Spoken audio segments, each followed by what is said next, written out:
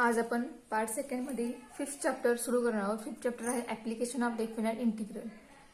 आपण याच्या आधी डेफिनाइट इंटिग्रल हा चॅप्टर बघितलेला आहे, तर तो चॅप्टर यामध्ये आपण यूज करणार आहोत. त्यामुळे या चॅप्टरचं नाव आहे ऍप्लिकेशन ऑफ डेफिनाइट इंटिग्रेशन.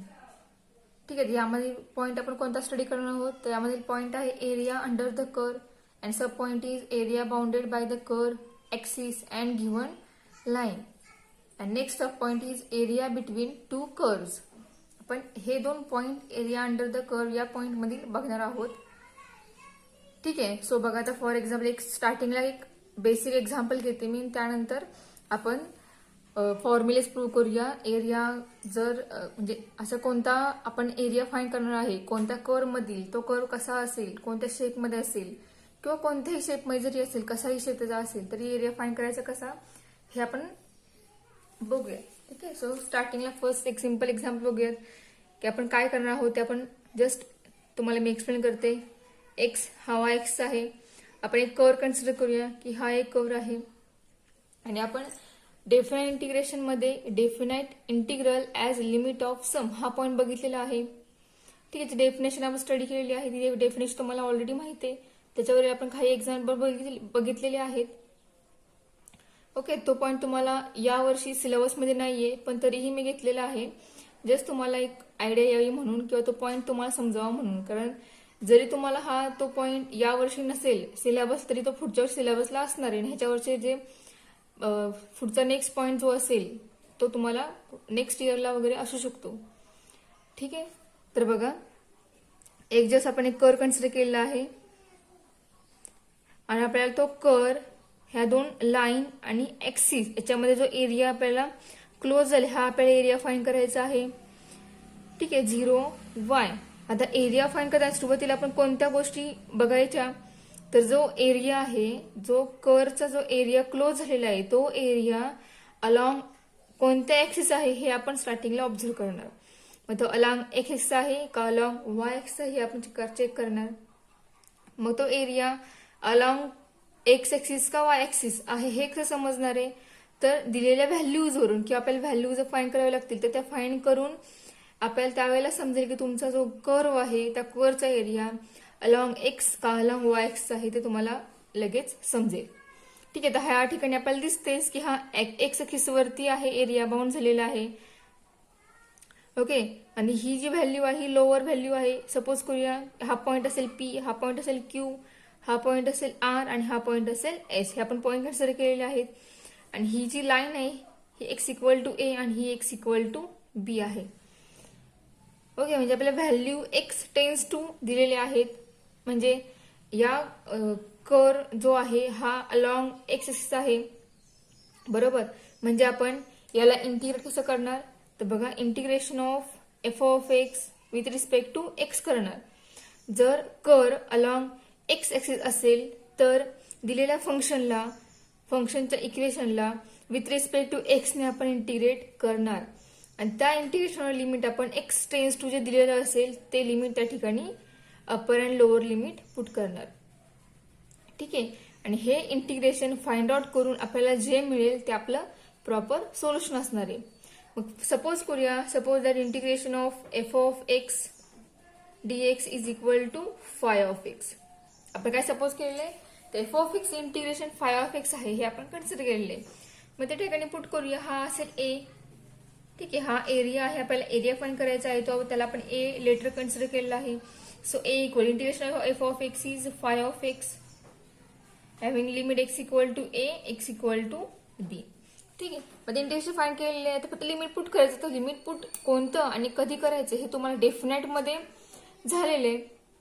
मग त्यानुसारच आपण या ठिकाणी लिमिट पुट करणार. सुरुवातीला अप्पर लिमिट पुट करणार, then put lower limit.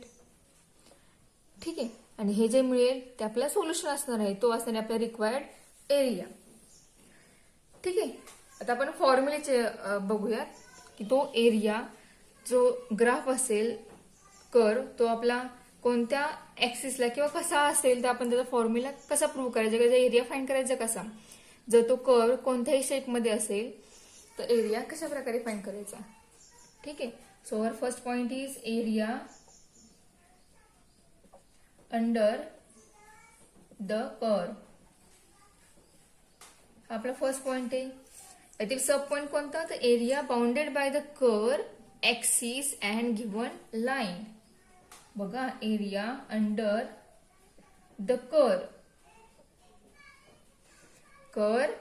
Axis and given line, यामध्ये जर तो बाउंड झालेला असेल, क्लोज झालेला असेल या सगळ्यांच्या मध्ये, ठीक आहे, तर तशा कर्वचा एरिया फाइंड करायचा कसा हे आपण आता बघणार आहोत. तुम्हाला मी आता तोच पॉइंट एक्सप्लेन केला होता, तोच आपण आता पुन्हा बघूयात की तुम्हाला प्रॉपर त्याचा मी फॉर्म्युला सांगणार आहे. तर बघा, आपण एक एक्झाम्पल कन्सिडर करूया. एक्स वाय आणि आपण एक कर्व कन्सिडर केलेला आहे. हा असा एक कर्व आहे. कर्वचं इक्वेशन आहे y equal to F of x. आपण तो जॉईन करूयात. ठीक आहे, हा point P Q R S similar तेच पॉइंट घेऊयात आपण. आपल्याला फाइंड करायचं काय बघा, area under the curve axis and given line. हा कर्व आहे. कर्व एरिया आपल्याला हा फाइंड करायचा कोणता, तर कर्व मध्ये एक्सिस मध्ये आणि लाईन मध्ये जो बाउंड झालेला आहे हा आपल्याला एरिया फाइंड करायचा आहे. Okay, that is a. ठीक आहे, आणि सपोज करूया की ही value X equal to A असेल, ही value X equal to B असेल. ठीक आहे ना. आपला जो कर्व आहे तो कर्वचा एरिया जो आहे तो अलॉंग एक्स एक्सिस आहे. बरोबर. तुम्हाला मी आता सांगितलं की जो एरिया अलॉंग एक्स एक्सिस असेल त्या कर्वचा एरिया फाइंड करताना आपण काय करणार, आपण ए ऑलरेडी लेटर मांडलेलंच आहे. एरिया म्हणजेच A is equal to integration of function आपलं एफ ऑफ एक्स आहे, त्याला आपण विथ रिस्पेक्ट टू एक्स ने इंटिग्रेट करणार. ठीक आहे, अँड लिमिट येणार A to B. Lower limit A and upper limit is B. त्यामुळे एरिया येणार हा. एफ ऑफ एक्स म्हणजे आपल्याला काय मिळतोय, ए टू. एफ ऑफ एक्स म्हणजेच कोण आहे, तर वाय आहे. म्हणजे या ठिकाणी वाय इंटू डी एक्स असं आहे. म्हणजे हा झाला फॉर्म्युला. ठीक आहे, आता या ठिकाणी वाय का लिहिलेलं आहे, तर तुमच्या एक्झाम्पलमध्ये एक्स इंटू वाय अशा फॉर्म मध्ये तुमचं एक्झाम्पल, त्या ठिकाणी आपलं व्हेरिएबल वाय असणार आहे आणि वाय म्हणजे एफ ऑफ एक्स असतो. पण तुमच्या एक्झाम्पल मध्ये फक्त वाय असणार, वायच्या ऐवजी एफ ऑफ एक्स नसणार. त्यामुळे तुम्हाला वाय मधील फॉर्म्युला सांगितला. मग ज्या वेळेला आपल्या एक्झाम्पल मध्ये एक्स इक्वल टू व्हॅल्यू दिल्या असतील त्यावेळेला आपण सपोज करायचं की तो जो एरिया आहे तो आपला एक्स अलॉंग आहे, एक्सिस अलॉंग आहे. त्यामुळे त्या ठिकाणी वायची व्हॅल्यू फाइंड आउट करायची आणि ती व्हॅल्यू या ठिकाणी पुट करायची. आणि पुट करून आपल्याला इंटिग्रेशन काहीतरी मिळेल. त्या इंटिग्रेशन मध्ये अप्पर अँड लोअर लिमिट हे एक्स टेन्स टू असणार आहे, हे लिमिट पुट करायचं आणि सोल्युशन फाइंड करायचं. ठीक आहे, आता हा जर एरिया वाय ऍक्सिसचा अलॉंग असेल तर काय येईल, तर बघा नेक्स्ट मी ग्राफ काढते. हा एक्स ऍक्सिस हा आपला वाय ऍक्सिस आहे. हाच कर्व आपला ह्या फॉर्म मध्ये असेल आणि या कर्वचं इक्वेशन असेल x equal to G of y. आपण तो कर्व जॉईन करूया. ही व्हॅल्यू असेल बी आणि ही व्हॅल्यू असेल सी. ही व्हॅल्यू वाय इक्वल टू, कारण आपला जो कर्व आहे हा वाय ऍक्सिसच्या अलॉंग आहे. आपल्याला एरिया कोणता फाइंड करायचा, तर हा जो क्लोज झालेला एरिया आहे हा आपल्याला एरिया फाइंड करायचा आहे. याला आपण ए लेटर म्हणूयात. ठीक आहे, सिमिलरली पॉइंट आपण तेच म्हणूयात P Q R and S. आता व्हॅल्यू वाय इक्वल दिलेले आहेत. तुम्हाला कर्व मध्ये दिसते, आपल्याला एक्झाम्पल मध्ये कर्व नसणार आहे. आपल्याला त्या ठिकाणी फक्त या व्हॅल्यूवरून ठरवावं लागेल की आपले एक्झाम्पल कोणत्या ऍक्सिसच्या अलॉंग आहे ते. आता ग्राफिकली आपल्याला लगेच समजते की तुमचा कर्व जो आहे किंवा तुमचा जो एरिया आपल्याला फाइंड करायचा आहे तो एरिया कोणत्या ऍक्सिस वरती आहे हे आपल्याला ग्राफिकली समजते. पण एक्झाम्पल मध्ये तुम्हाला ग्राफ नसणार आहे, फक्त एक प्रॉपर एक्झाम्पल असणार आहे. ठीक आहे, आपण या टाईपचं एक्झाम्पल एक बघणार आहोत. तर बघा, आता हा जो एरिया अलॉंग वाय ऍक्सिस आहे त्यामुळे या टाईपच्या एक्झाम्पलला इंटिग्रेट कसं करणार आपण, तर एरिया ए इक्वल टू हे आपलं फंक्शन आहे जी ऑफ वाय. जर एरिया अलॉंग वाय ऍक्सिस असेल तर दिलेल्या फंक्शनला विथ रिस्पेक्ट टू वाय ने इंटिग्रेट करायचं.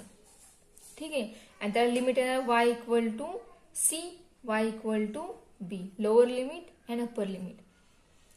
ठीक आहे, जी ऑफ वाय म्हणजे आपला कोण आहे, तर एक्स आहे, एक्स डी वाय. ठीक आहे. म्हणजेच जर वायच्या व्हॅल्यू दिलेल्या असतील आपल्याला, वाय टेन्स टू किंवा वाय इक्वल टू, तर तो जो कर्व असणार आहे किंवा तो जो ते जे फंक्शन असणार आहे ते फंक्शन अलॉंग वाय ऍक्सिस असणार आहे. ठीक आहे. आणि जे फंक्शन अलॉंग वाय ऍक्सिस असतं त्या फंक्शनला आपण विथ रिस्पेक्ट टू वाय ने इंटिग्रेट करतो. आणि त्याच्यावरचं लिमिट हे वाय इक्वल टू असतं, त्यामुळे इंटिग्रेशन फाइंड केल्यानंतर त्या ठिकाणी आपण ते लिमिट पुट करतो आणि सोल्युशन फाइंड आउट करतो. ठीक आहे. तुम्हाला समजलं असेल चांगले हे दोन्ही फॉर्म्युले. कधी कोणत्या फंक्शनला कोणत्या विथ रिस्पेक्ट टू एक्सने काही विथ रिस्पेक्ट टू वायने इंटिग्रेट करायचे हे तुम्हाला समजलं असेल. आपण ही जे एक्झाम्पल घेणार आहोत त्यावेळी तुम्हाला चांगलं समजेल. तर आपण या टाईपचं एक एक्झाम्पल घेऊया, मी तुम्हाला लगेच हे दोन्ही पॉईंट लक्षात राहतील.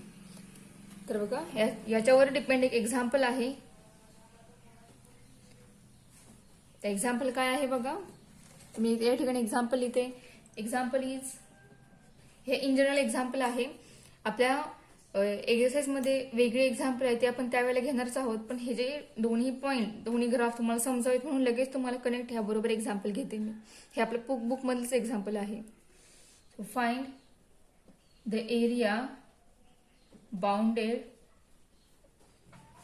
Bye the curve y equal to x square and the y axis and x axis and x equal to 3. ठीक आहे.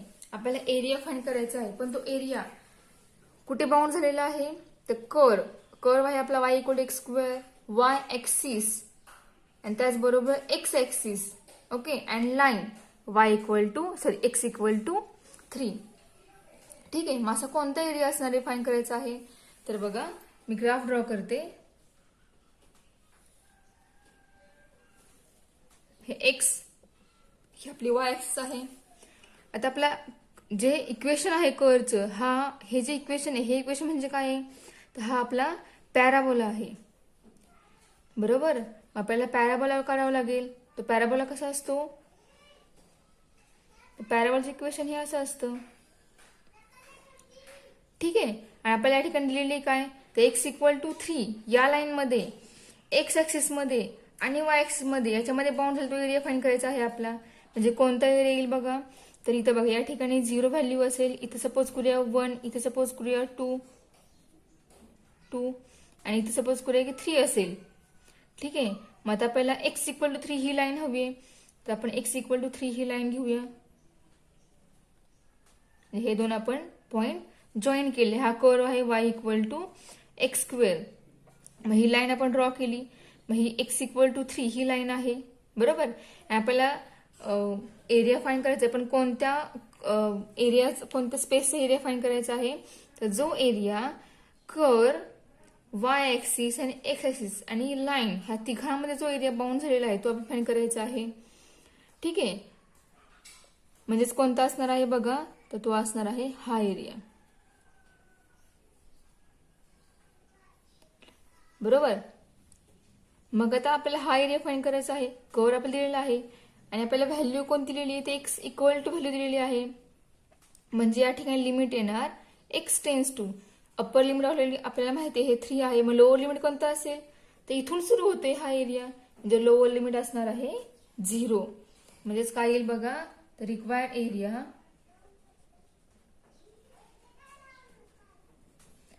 A is equal to integration of y dx. बघा आपला एरिया अलॉंग एक्स ऍक्सिस आहे, त्यामुळे आपण या ठिकाणी y घेतोय, पण विथ रिस्पेक्ट टू एक्स ने इंटिग्रेट करतोय.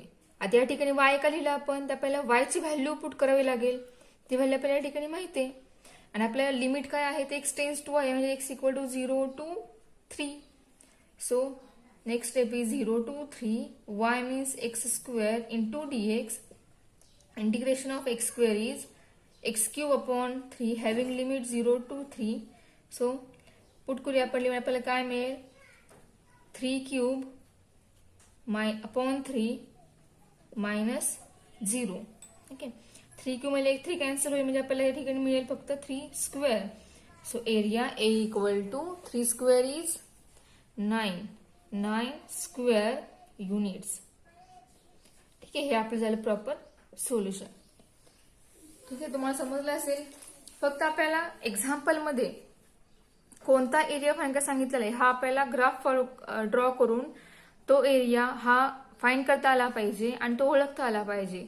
ठीक आहे, आणि त्याच्यानुसार आपल्याला एरिया फाइंड करता येईल. एकदा तुम्हाला एरिया कोणता काढायचा आहे, अप्पर लोअर लिमिट समजलं, तुम्हाला कर्वचं इक्वेशन ऑलरेडी एक्झाम्पल मध्ये दिलेलं असणारच आहे.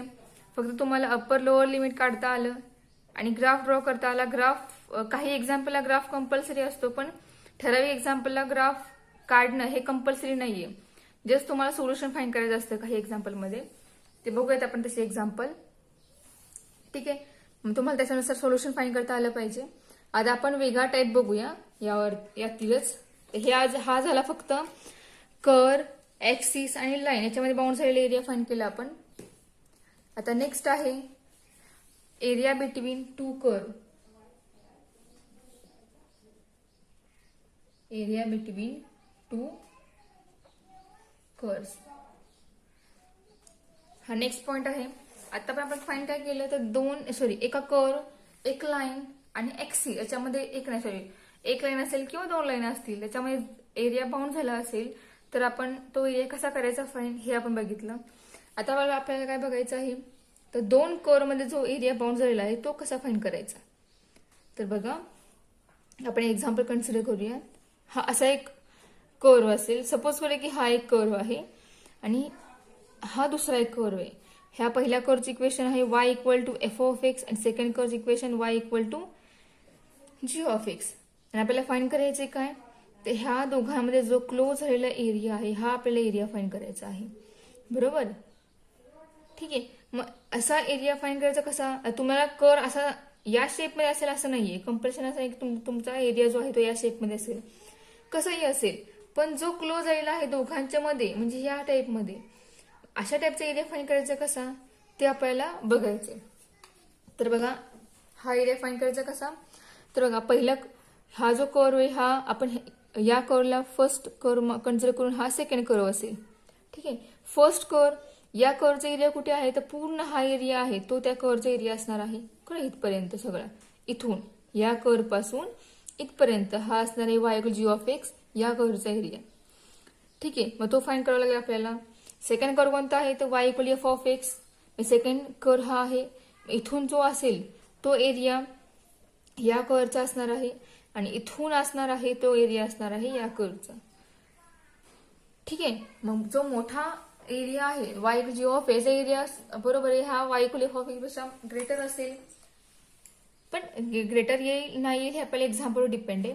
पण जस्ट हा फर्स्ट कर्वचा एरिया जो येईल त्यामधून सेकंड कर्वचा एरिया मायनस केला की आपल्याला जो मिळणार आहे एरिया तो असणार आहे आपल्याला जो रिक्वायर्ड एरिया फाइंड करायचा आहे तो असणार आहे तो एरिया. ठीक आहे, मग सपोज करूया की पहिल्या कर्वचा एरिया असेल A1 आणि सेकंड कर्वचा एरिया असेल A2. ठीक आहे, suppose A1 is equal to area bounded by the curve y equal to f of x, x axis and line x equal to a and x equal to b.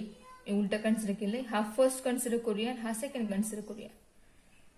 and A2 is equal to area bounded by the curve y equal to g of x, x axis and the line x equal to a and x equal to b. Line same आहे, line तीच आहे, axis तीच आहे, फक्त curve वेगवेगळे आहेत. मग अशा टाईपचा एरिया कसा फाइंड करायचा तर एरिया ए इक्वल टू त्या ठिकाणी काय येणार बघा मॉड येणार. मॉड मध्ये A1 मायनस A2 येणार कारण एरिया कधीही निगेटिव्ह नसतो. त्यामुळे त्या एरियाच्या सोल्युशनला मॉड टाकायचं आणि येणारं सोल्युशन हे पॉझिटिव्ह असणार आहे. मॉडमुळे ते ऑलरेडी पॉझिटिव्ह होणार आहे जर निगेटिव्ह आलं तर, आणि जर निगेटिव्ह नाही आलं तर ते पॉझिटिव्ह राहणार आहे. ठीक आहे, मग बघा एरिया A1 कसा फाइंड करायचा बघा A is equal to mod.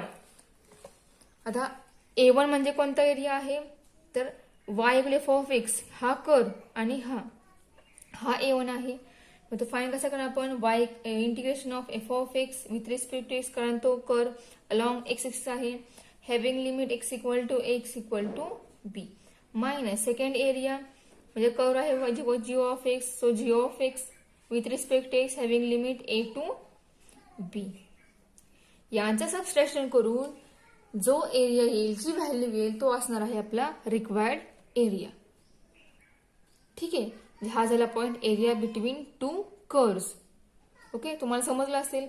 आता आपण तुम्हाला एक वेगळे एक्झाम्पल घेते मी. तर बघा, हे आपण area between two curve find केलं, तर तुम्हाला हे समजलं असेल. आपल्याला प्रॉपर एक्झाम्पल सॉल्व जेव्हा आपण करू त्यावेळेला आपल्याला समजेल की एक्झाम्पल सॉल्व कसं करायचं ते. तर बघा, एक वेगळे एक्झाम्पल कन्सिडर करूया.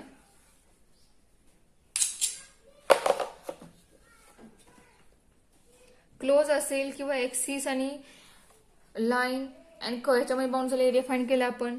पण जर एखादा कर्व या टाइपमध्ये असेल, जर कर्व एखादा असा असेल, तर या कर्वचा एरिया फाइंड कसं करायचा. या कर्वचं इक्वेशन आहे y equal to F of x. ठीक आहे, आपल्याला कोणता एरिया फाइंड करायचा आहे, तर हा एरिया, त्याचबरोबर हा सुद्धा एरिया, हा सगळा एरिया आपल्याला फाइंड करायचा आहे. पण प्रॉब्लेम या ठिकाणी काय आहे, तर याचा निम्मा पार्ट हा निगेटिव्ह क्वाड्रंटमध्ये आहे आणि निम्मा पोर्शन हा पॉझिटिव्ह क्वाड्रंटमध्ये आहे, एक्स वाय. मग एरिया फाइंड करायचा कसा, तर बघा, दोन्ही आपल्याला समजते की दोन्ही जरी एखादा पार्ट निगेटिव्ह क्वाड्रंटमध्ये असेल, अर्धा पार्ट पॉझिटिव्ह क्वाड्रंटमध्ये असेल, तरी आपल्याला काय माहितीये, तर हा जो एरिया आहे तो अलॉंग एक्स ऍक्सिस आहे, बरोबर आहे. त्यामुळे दिलेल्या फंक्शनला विथ रिस्पेक्ट आपण एक्सने इंटिग्रेट करणार. हा तर आपला पॉईंट क्लिअर झाला. कारण याच्यावरची लिमिट कोणतं असणार, तर बघा, ही इथली जी व्हॅल्यू आहे, सपोज करूया की एक्स इक्वल टू ए असेल आणि last value X equal to B असेल. मिडल व्हॅल्यू आपण कन्सिडर करूया की ती मिडल व्हॅल्यू असेल टी. ठीक आहे, मग हा आणि हा एरिया आपण एकदम फाइंड करू शकणार नाही. आता आपण कसे फाइंड केले, आपण एकाच वेळेला तसे फाइंड करू शकणार नाही. आपल्याला स्टार्टिंगला हा एरिया फाइंड करावा लागेल, त्यानंतर आपण हा एरिया फाइंड करणार आणि त्यानंतर आपल्याला दोघांचा एकत्र एरिया हवा आहे. त्यावेळेला आपण ह्या दोघांना काय करणार, दोघांची ऍडिशन करणार. ठीक आहे, मग सपोज करू की हा A1 असेल आणि हा A2 असेल. मग काय करणार आपण या ठिकाणी, तर बघा, A1 equal integration of F of x. दोन्ही कर्वचे फंक्शन काय, मात्र फंक्शन एकच आहे, फक्त एरिया अर्धावरती आणि अर्धा खालती, तेव्हा फक्त बदलणार आहे थोडे सोल्युशन. तर बघा, integration F of x d x having limit A1 कुठून आहे, इथून इथपर्यंत हाच A1 एरिया आहे. त्यामुळे याला लोअर आणि अप्पर लिमिट कोणतं येणार, तर लोअर लिमिट येणार टी आणि अप्पर लिमिट येणार बी. म्हणजेच X equal to T to X equal to B. हा झाला A1. A2 काय असेल, integration of function same, function तेच असणार आहे, विथ रिस्पेक्ट एक्स असणार आहे. Limit X equal to lower limit आहे या ठिकाणी ए आणि अप्पर लिमिट आहे टी. ठीक आहे, मग दोघांचा कंबाईन एरिया काय असणार आहे, तर बघा, ए इज इक्वल टू A1 म्हणजेच integration of x equal to t x equal to b f of x d x plus, तर आपल्याला दोघांचा एकत्र एरिया हवा आहे, तेव्हा आपण त्या ठिकाणी ऍडिशन करणार दोघांच्या एरियाची. पण आता हा जो खालच्या साईडला जो एरिया आलेला आहे निगेटिव्ह क्वाड्रंटमध्ये, तो एरिया पॉझिटिव्ह का निगेटिव्ह असेल हे माहित नाही आपल्याला, पण तो निगेटिव्ह क्वाड्रंटमध्ये आहे. त्यामुळे जर तो निगेटिव्ह आला असेल तर आपण त्याला काय करणार, त्यामुळे त्याच एरियाला काय करणार, आपण आधीच मॉड हे साईन देणार आहोत, कारण तो एरिया जरी निगेटिव्ह असेल तरी तो पॉझिटिव्ह होईल. F of x dx. फक्त हाच एक फरक असणार आहे, जो पोर्शन निगेटिव्ह क्वाड्रंटमध्ये येईल त्या एरियाला मॉड येणार, मॉडमुळे येणारं सोल्युशन हे पॉझिटिव्हच राहणार आहे आणि दोघांचा कंबाईन एरिया हा सुद्धा पॉझिटिव्हच येणार आहे, निगेटिव्ह येणार नाही. म्हणजे आपला फॉर्म्युला झाला A equal to A1 plus mod A2. Okay, हा झाला फॉर्म्युला याचा. ठीक आहे, मग हे असं आहे, हे उलटच असेल या फॉर्ममध्ये तरीही फॉर्म्युला तोच राहणार, फक्त त्या ठिकाणी जो एरिया निगेटिव्ह क्वाड्रंटमध्ये येईल त्या एरियाला मॉड हे साईन येईल. ठीक आहे, मग तुम्हाला हे समजलं असेल. आता आपण याच्यावरचे एक्झाम्पल्स आहेत, एक्झाम्पल्स बघूया. तुमचा बेसिक हा जो पार्ट आहे, फॉर्म्युले जे आहेत आपण ते फॉर्म्युले पूर्ण बघितले, सगळे एक्सप्लेनेशन बघितलेले आहे. आता आपण याच्यावरील डिपेंड जे एक्झाम्पल आहेत ते आपण एक्झाम्पल्स बघूया. बघा, our exercise is exercise 5.1 and question number first is find the area of the region bounded by the following curves, x-axis and the given lines, and our example is y equal to 2x, x equal to 0 and x equal to 5. So let starting la आपण consider करूया, let A be the required bounded area. Therefore A is equal integration of, आता या example मध्ये आपल्याला x equal value दिलेली आहे. तुम्हाला मी सांगितलं स्टार्टिंगला, ज्या एक्झाम्पल मध्ये किंवा ज्या कर्व मध्ये x इक्वल टू व्हॅल्यूज दिले असतील ते example with respect to x ने इंटिग्रेट करायचं, कारण त्याच्यावर लिमिट हे x टेन्स टू आहे 0 to x इक्वल टू 5 आणि त्या ठिकाणी येणार y. समजलं? तर y आपल्याला किती आहे, तर integration of 0 to 5 2x into dx. ठीक आहे, आणि integration of 2x is 2x square upon 2 having limit 0 to 5. So put करूया, 2 2 कॅन्सल होईल, आपल्याला मिळेल x स्क्वेअर आणि लिमिट आहे 0 to 5. लिमिट पुट करूया, आपल्याला एरिया मिळेल 5 square minus 0 that is equal to 5 square 25. Therefore our solution is A equal to 25. ठीक आहे, आता आपण एरिया फाइंड करतोय, त्यामुळे आन्सर जे आहे ते आन्सर जे मिळाले हा आपला एरिया मिळाला आहे, म्हणजे याला लिमिट येणार स्क्वेअर युनिट, सॉरी ह्याला युनिट येणार स्क्वेअर युनिट.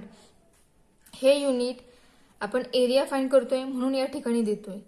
डेफिनेट मध्ये आपण सोल्युशन फक्त फाइंड आउट केलं, त्यामुळे त्या ठिकाणी आपल्याला लिमिट द्यावं लागलं नाही. पण आपण या चॅप्टरमध्ये एरिया फाइंड करतो आहे, त्यामुळे दिलेल्या आलेल्या आन्सरला हे लिमिट जर असेल तर आपल्या सोल्युशनला, आपल्या एक्झाम्पलला कम्प्लीट पूर्ण काय मार्क्स असतील ते मार्क्स मिळतील. ठीक आहे, त्यामुळे युनिट जे आहेत द्यायला विसरायचं नाही. नेक्स्ट एक्झाम्पल बघूया. This first example, example number second is x equal to 2y, y equal to 0 and y equal to 4. आता यामध्ये बघा y इक्वल व्हॅल्यू दिले आहेत. So let A B the required area, required bounded area. ठीक आहे, so A is equal to integration of, आता आपल्या example मध्ये y इक्वल व्हॅल्यू दिलेले आहेत, म्हणजे आपण दिलेल्या कर्वला विथ रिस्पेक्ट टू y ने इंटिग्रेट करणार, म्हणजे त्या ठिकाणी येणार x, कारण आपण x ची व्हॅल्यू पुट करणार आहोत. y equal to 0 to y equal to 4, that is equal to integration of 0 to 4 x, value of x is 2y with respect to y. Therefore integration of 2y is 2y square upon 2 having limit 0 to 4. 2 2 cancel, so y square limit 0 to 4. A is equal to, put कर limit 4 square minus 0. Therefore area is 4 square 16 square units. हा झाला आपला area. ठीक आहे, या steps आपण थोडंसं वेगळं नेक्स्ट एक्झाम्पल बघूया. नेक्स्ट आहे fifth example number 5 is x into y equal to 2, x equal to 1 and x equal to 4. This implies let A be the required bounded area.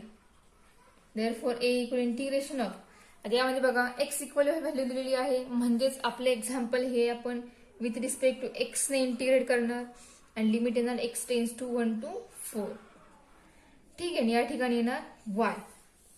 ठीक आहे, म्हणजे आपला फॉर्म्युला हा, म्हणजे आपल्या या ठिकाणी y इक्वल व्हॅल्यू हवी आहे, पण आपलं एक्झाम्पल तसा आपला कर्व नाहीये. सो बघा, given this implies x into y is equal to 2, therefore y equal to 2 upon x. ही झाली y ची व्हॅल्यू, पुटअप करूया.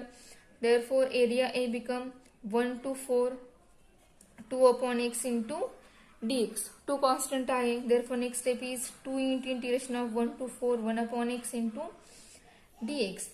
Therefore a is equal to 2 into integration of 1 upon x is log x having limit 1 to 4. A is equal to 2 into bracket. Put kore limit. Upper limit log 4 minus lower limit is 1. So 2 into log 4. Log 1 is 0. Therefore our answer is 2 into log 4 square units.